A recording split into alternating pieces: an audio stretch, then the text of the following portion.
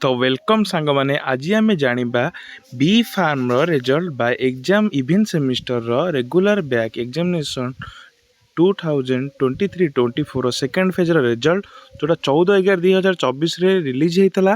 तो एथे कौन एम फार्म सेकेंड सेमिस्टर एवं B pharm six semester fourth semester second semester result बर्तमान बाहरी जाइए। तो रिजल्ट विषय अपडेट देती कौन तुमको कौन यूनिवर्सिटी पोर्टाल जब रिचेकिंग करने को चाहो 18/11/24 ରୁ 27/11/24 भितर तुम आप्लाय कर एवं तापर 500 टंका हूँ पर थियोरी सब्जेक्ट एवं रीचपिंग तुम यदि फिजिकाल कॉपी दरकार 560 दरकार फिजिकाल कॉपी न पे डिजिटल कॉपी 560 टंका एवं जदि तुम रीचेकिंग आप्लाय कर 500 टंका। तेज जापर तुमको आप्लाय करे यूनिवर्सिटी पेमेंट गेटवे पोर्टाल करार अच्छी एवं तुम जदि किसी डाउट थाए तुम कॉलेज अथॉरिटी सहित कांटेक्ट करके तुम आप्लाय कर। तो बी फार्म रिजल्ट और एम फार्म रिजल्ट बाहरी तुम या चेक कर दियो। Okay bye bye.